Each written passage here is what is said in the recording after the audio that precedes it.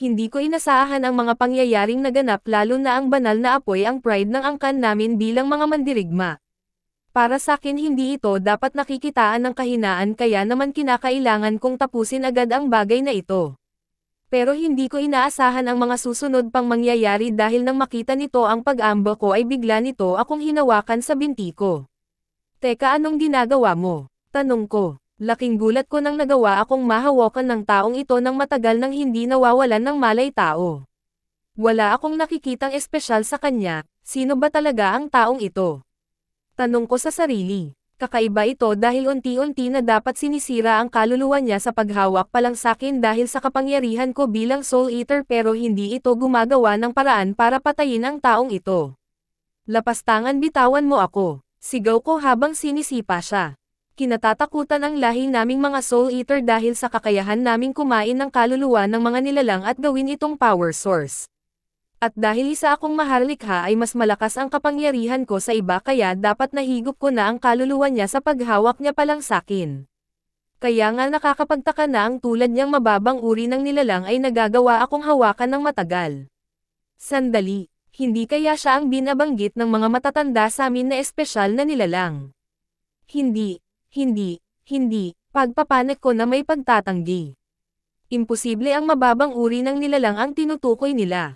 Dahil sa naging banta ang aming lahi sa kaligtasan ng marami ay nagtulong-tulong ang ibang mga lahi na lipulin kami noon kaya isa sa misyon ng natitira sa amin ay ang mahanap ang kaydiwa o soulmate namin at muling magparami.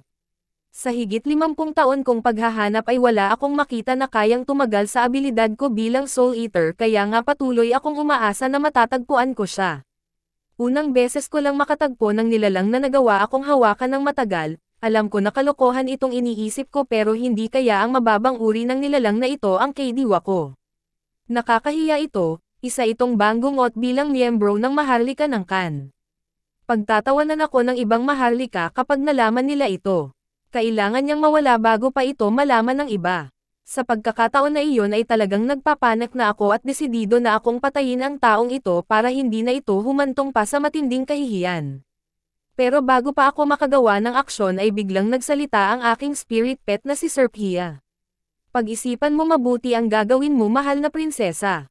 Si Serphia ay isang ahas na spirit beast, siya ang nangangalaga sa angkan ng Kan sa loob ng ilang libong taon. Nung pabagsakin ng mga kalaban ang aming kaharian ay ipinagkatiwala sa akin ang karapatan na magmay-ari sa kanya at maging tagapagbantay ko. Sa oras na patayin mo siya ay baka wala ka nang makitang katulad niya. Dagdag nito. Nabanggit niya sa akin na simula pa noong mapunta siya sa akin ay wala pa siyang nakikitang tumutugma sa kaluluwa ko maliban sa taong nasa harap namin at dito pinaalala niya rin bigla ang unti-unting pagkaubos ng ilang pang mga Soul Eater sa bawat araw na lumilipas. Hindi ko alam kung bakit ang mahinang nilalang na ito ang naging kapareha ng kaluluwa mo pero sa isang banda ay wala ka naman magagawa pa kundi tanggapin ito. Sa mga narinig ko ay lalo akong kinilabutan dahil para bang gusto niyang tangapin ko ang isang ito bilang kadiwa ko. Alam ko naman na mahalaga ang maparami ang lahi namin pero hindi naman makatarungan para sa akin na isang tao lang ang magiging asawa ng prinsesang kagaya ko. Hindi ko kailangan ng mahinang nilalang na kagaya niya. Pag-angal ko kay Serphia. Naging makulat si Serphia at ipinaalala na hindi ko pwedeng takasan ang responsibilidad ko at ang pangangailangan ng katawan ko. Gumapang siya papasok sa damit ko at luming kiss sa katawan ko. Bilang spirit beast ay kabahagi ng katawan ko si Serphia kaya malaya siyang nakakapasok sa loob ng katawan ko bilang tahanan niya. Anong ginagawa mo Serphia? Titigilan mo yan. May pagkapilya rin si Serphia minsan at alam niya kung gaano ako kasensitibo kapag gumagapang siya sa balat ko. Hindi ko maiwasan makaramdam ng kiliti at nahihiya ako sa tuwing ginagawa niya iyon. Gayunpaman, alam ko naman ang mga bagay na sinasabi niya at sino ba ang gustong mag-isa sa loob ng 50 taon. Pero siguro may punto siya dahil hindi naman lahat ng tao ay mahihina at walang kwenta dahil ang iba sa kanila ay may potensyal na maging mandirigma kagaya ng mga tao sa Irish Kingdom. Dito ay tinanong ko ang taong ito kung nagmula siya sa Irish Kingdom. Hoy tao, nagmula ka ba sa Irish? Saang antas ka nabibilang? Tanong ko dito. Umasa ako may potensyal ang isang ito pero mukhang hindi talaga samasang ayon sa akin ang tadhana.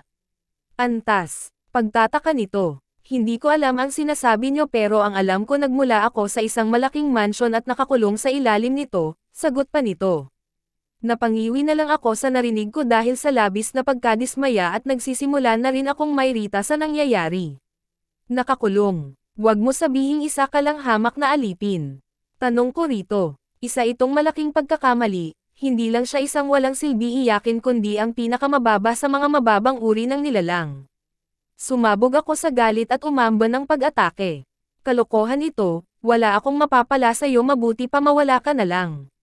Sigaw ko. Pero sa hindi inaasahang pagkakataon ay bigla akong niyakap ng taong ito.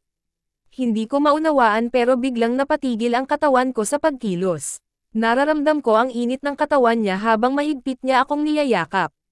Sa unang pagkakataon nakaramdam ako ng malakas na pintig ng puso ko na hindi dulot ng takot.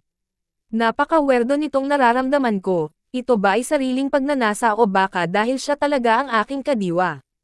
Pero kahit ganun pa man ang nararamdaman ko ay malinaw sa isip ko na mali ang mga bagay na ito. Pakiusap gagawin ko lahat ng ipaggagawa nyo, wag nyo lang akong papatayin. Sambit nito habang umiiyak. Wala ako ibang naririnig sa kanya kundi pagmamakaawa at lalo akong naiirita dahil sa pagpapakita niya ng kahinaan at kaduwagan. Bitawan mo ako, alam mo ba wala pa akong hinayaan na mabuhay pagkatapos akong hawakan. Galit na sambit ko rito. Hindi ito nakinig sa akin at lalong humigpit ang mga yakap nito habang binabangit na wala siyang ideya kung bakit siya napadpad sa lugar na iyon. Malamang ipinatapon na rin ako ng mga tao sa mansyon kagaya ng ginagawa nila sa mga kasamahan ko, sambit nito. Hindi ko pinansin ang sinabi niya gayong wala naman akong kinalaman sa kanya at pinagbataan ito na papatayin siya sa oras na hindi ito makinig na bitawan ako. Hindi ko talaga gusto pa ito na magtagal pero muli nanamang nang ulit si Sir Pia at lumabas sa manggas ng kasuotan ko. Masyado talagang mainitan ang ulo mo, kumalma ka muna prinsesa. Sinabi nito na kahit na isang alipin ang taong ito ay may kakaibang katangian ito kaya siya naging kadiwa ko at masasayang ito kung magpapadala ako sa emosyon ko. Nabanggit niya rin na malaki ang potensyal niyang maging malakas na mandirigma sa tamang paggabay at pag-aaral. Gusto mong gabayan ko siya. Alam kong hindi ko siya pwedeng isama sa akin dahil sa mga kalaban ko. Alam ni Sir Pia ang bagay na iyon at madali siyang mapapaslang kapag nakita siya ng mga kalaban namin pero may naisip siyang paraan upang matulungan ito kahit hindi siya sumama sa amin. Magkatugma ang kaluluwa niyo at kung ipapahiram mo ang San Itoshi sa kanya kasabay ang pagbabasbas mo sa kanya bilang iyong kadawa ay agad siyang kikilalanan nito bilang bagong nagmamay-ari. Sambit ni Sir Pia. Anong masasabi mo sa plano na yun mahal na prinsesa?